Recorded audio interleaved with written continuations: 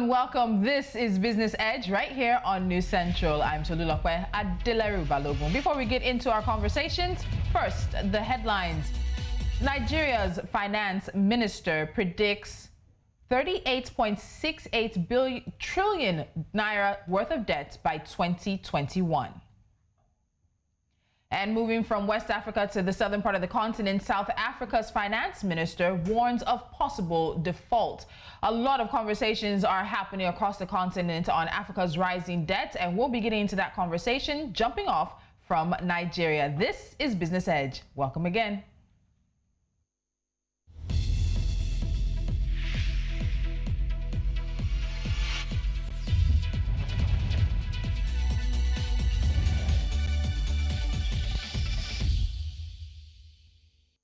All right, let's get into our conversation, and we start here in Nigeria, where the Nigerian Minister of Finance, Budget and National Planning, Zainab Ahmed, has predicted that the total public debt of the country will be 38.68 trillion naira by December 2021. That's barely about a year from now. The minister gave this prediction during her presentation on the status of the 2019 and 2020 budgets, as well as the 2021 appropriation bill to the Senate Committee on Local and Foreign Debt. Ahmed added that the total public debt from the external and internal debts of the federal, state governments, and the Federal Capital Territory, that is Abuja, currently is 31.01 trillion naira. That's about $85.90 billion, and that is as of June 30th, 2020.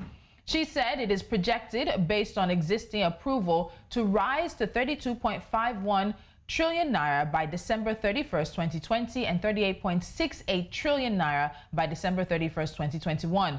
The minister further explained that the numerous abandoned road projects across the country were due to a lack of arising from dwindling revenue. She also noted that the current Sukuk fund was 162 billion naira for 45 roads cutting across the 6 geopolitical zones. She later approached the Senate for approval to borrow $1.2 billion from Brazil to finance agricultural programs in the 2021 budget. Now, joining me to discuss this and getting into the conversations about Africa's rising debt, I have business correspondent for News Central, Nasir Agbalaya. Nasir, thank you so much for being on the show. So let's look at this. A lot of Nigerians have been reacting to the fact that the country is looking to borrow more money now from Brazil at this point, about $1.2 billion. And the country is also seeing a rising debt profile. Now, the minister has said this is because of abandoned projects throughout the years, and then the necessity to fix the agricultural sector, fix the road transport sector as well. But with such a rising debt profile, how does Nigeria intend to pay this money back? Let's start from there. Well, that is a million naira question. But by all indication, the country intends to use the resources which are good enough. Nigeria has lots of. Well, we know that there's a debt swap where oil is used to pay off some debt that happened not too long ago. That is still being looked into as another means of paying off this debt. Now, there are other areas in the sector which could come in handy. Mineral resources like gold, it's something which it's being looked into. Now, the details, they have not been fully established. Now, we do know that we have lots of limestone deposits. Now, though this has been really commercialized by some parties in Nigeria, but this is another area which the country can use to pay off its debts. Now, iron ore is also in abundance in Nigeria, and this is still yet untapped. So, Nigeria has enough resources to pay off a good number of its debts. Yeah. But the thing is, in paying with these raw minerals, like as we have them, Nigeria is also shortchanging itself. It is better to pay off with refined product, where some other byproducts you have to use locally. So in a nutshell, it's better if Nigeria re-strategize and renegotiate some of these deals with the lenders, so that, yes, you don't really shoot yourself in the foot. Yeah. All right, so shooting ourselves in the foot. So in terms of Nigeria's debt, or Nigeria's loan as it may be, there is a $3.359 billion loan from the IMF. We have the World Bank Group that also loaned Nigeria 10.463 billion naira. The African Development Group Bank, $538 billion, and I beg your pardon, the World Bank was in dollars. China, $3.241 billion. Germany, $192.7 million. Japan, $76.69 million. India, $34.87 million. Eurobonds, $10.868 billion. And a diaspora bond as well, $300 million.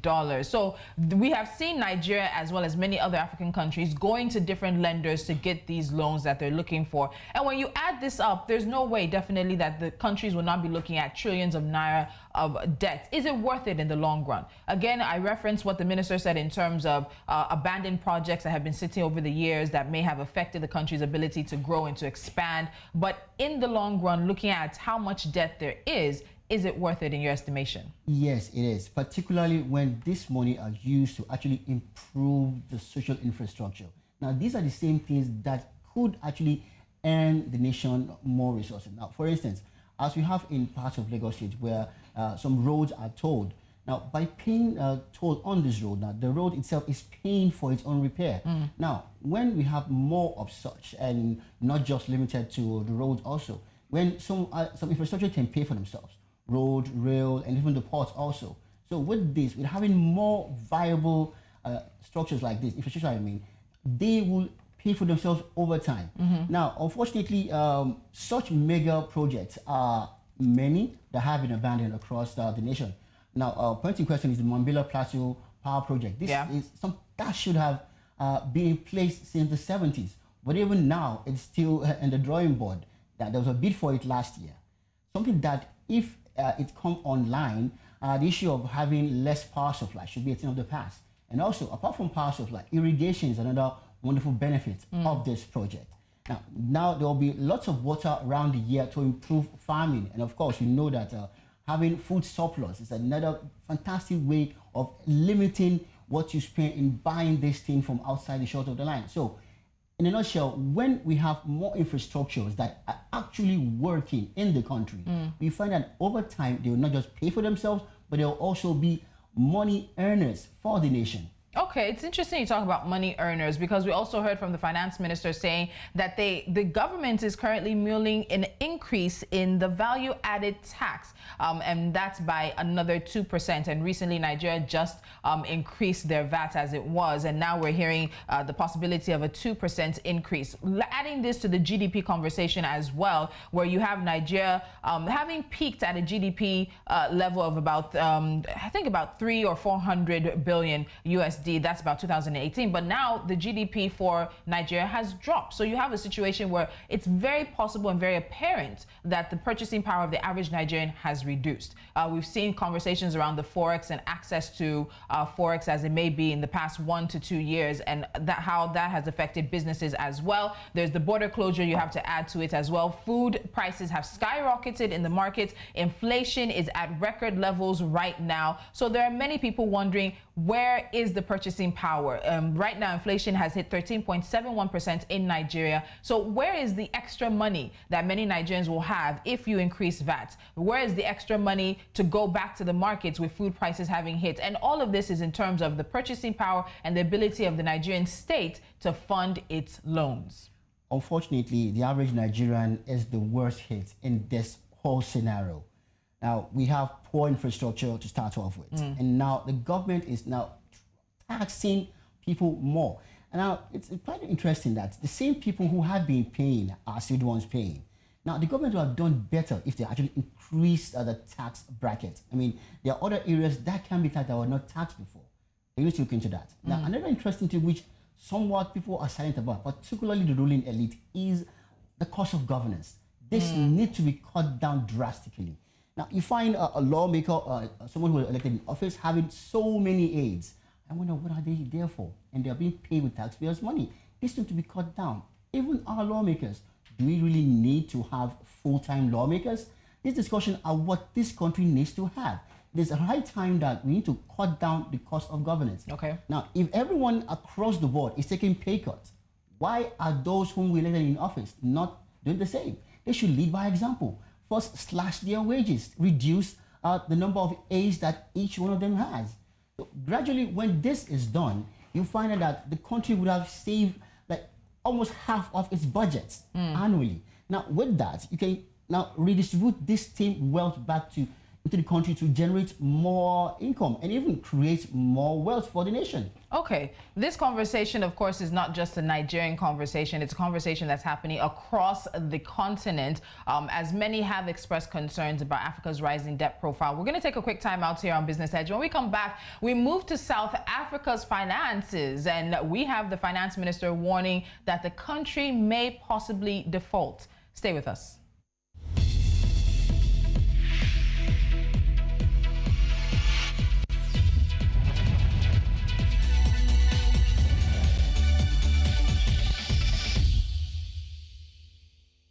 Still Business Edge right here on News Central. Now, I have a guest joining me, but right before that, let's get into what's happening in South Africa.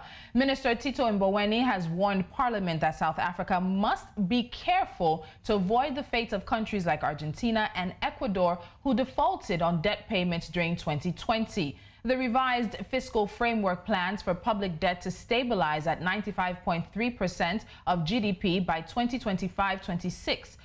This is also about 10 percentage points higher than the level envisaged during June in his active scenario for debt management. It is, however, much better than the do-nothing passive scenario would have resulted to.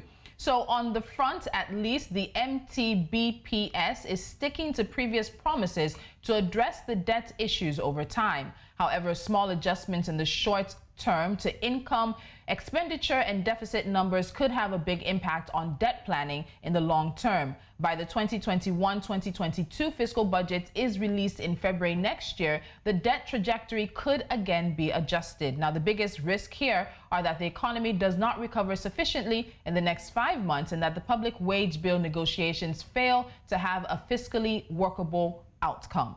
Now, joining me to discuss this and moving on to the larger picture of the rising debt profile of African countries, I have Tunji Andrews. He is an economist, a financial literacy advocate, and also the co-founder of Awaba Nigeria. Tunji, welcome to the show. Thank you for having me. Really a pleasure. All right. So we see debt conversations and loan conversations happening across the continent. In Nigeria, we're looking at another loan from Brazil. We have South Africa saying they might even default on their loans. We have an estimated 20% of African governments that have loans outside of their countries. Borrowing in and of itself is not bad, but what are we looking at in terms of the reality for many African countries and the potential that they have to either default or pay back their loans? I think it's entirely based around revenue, both for South Africa and Nigeria and the entire sub-Saharan Africa as a whole. Nigeria's revenue has continually shrunk for the last maybe say 6-7 years. Year on year, it's continued to reduce in terms of how much we actually make from revenue sources. Nigeria specifically, ours is around crude oil. We all know that crude oil prices have dropped from the northwards of $100 per barrel, which it was prior to 2013. And we've been seeing crude oil prices at sub $40, $50 since then. South Africa has also had its own crisis in terms of its mining industry, which of course is South Africa's major revenue earner. And because of the crisis in that sector, it's continued to affect South Africa since then. What Sub-Saharan Africa needs to focus on is how to sweat its other assets, looking at how it can earn revenue from every other place. Nigeria, for instance, Nigeria earns most of its income from crude oil, but Nigeria is one of the richest in mineral resources across the continent, especially when you look at other mineral resources that you can find in the Middle Belt. I mean, I was talking to somebody who is a practitioner in the industry, and he was saying that you literally could just go to some parts of the country and use a rake, and you could, pull in mineral resources, as in that's how in abundance we have it in some parts of the country. So until we start to think of revenue, until we start to look at government in Africa as as an entity, you have to look at from the perspective of financial stability. We will continue to be here because we've always looked at it as we can always go to IMF, we can always go to World Bank, we can always go to China. China will come and build infrastructure. They would give us some money, so we'll be fine. We will always promise the people that we'll do this, we'll do that, and as long as we're able to borrow, well, we'll not be here when it's time to pay. So it's not our business. Let's just continue business as usual. But we will come to a point where we'll all sink.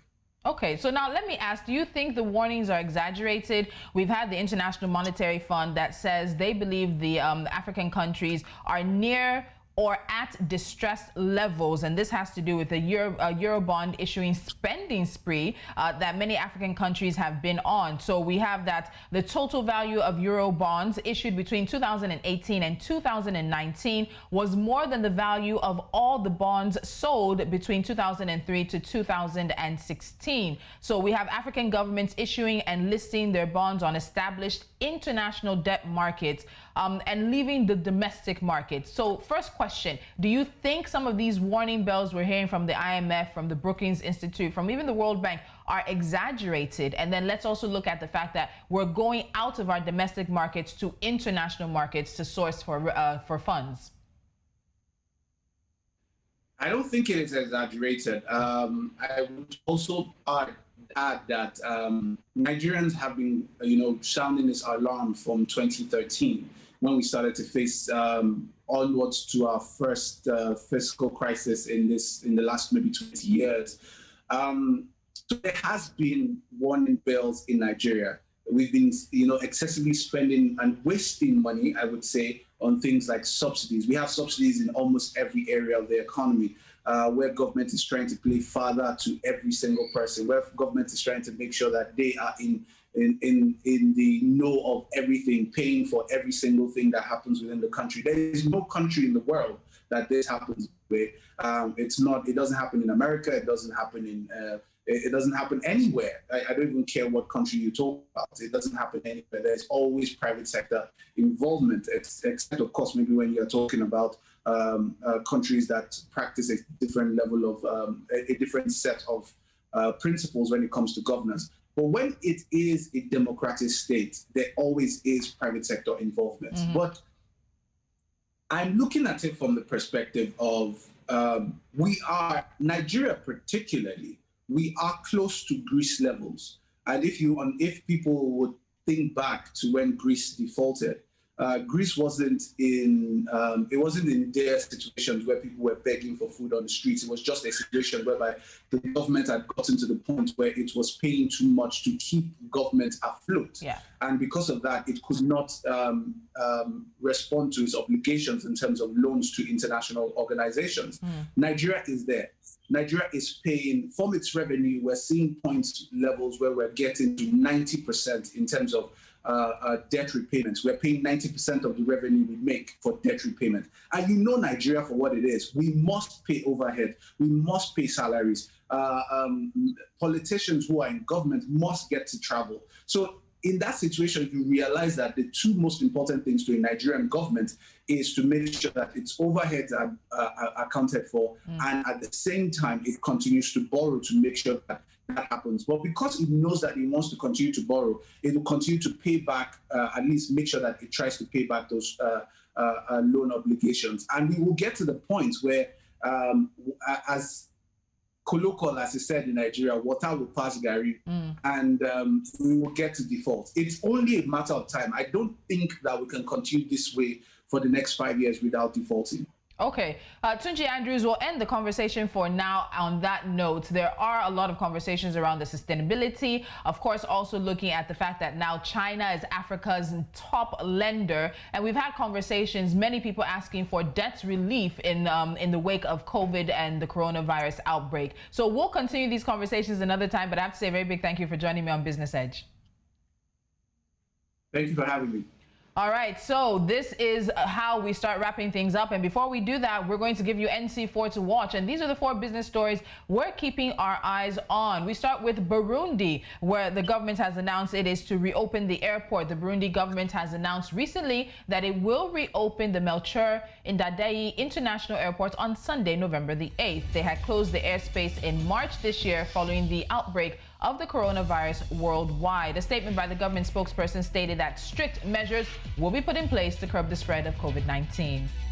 Nigeria's Senate government disagree over bailouts for aviation sector. Now, we know that the European Union has approved about $117.2 million of aid to Mozambique, and this is meant to fund the nation's education, social action, and health and 2-year program.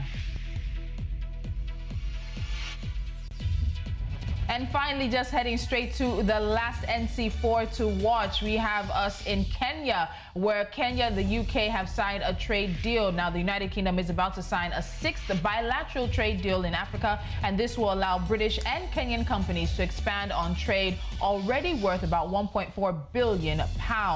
And this means a yearly increase. The new deal, which includes sections from the old economic partnership agreement under the European Union, will now be made formal upon signing of the agreed text by the 2 sides. And those are a few stories we're keeping our eyes on today right here on Business Edge. We'll be back later on, but thank you so much for joining us. Don't forget, follow us on all of our social media platforms at New Central TV. And of course, go to our website for more business stories from here in Nigeria, from across the continent as well. I'm Tolulope Adeleru Balogun. Till next time, have a pleasant day.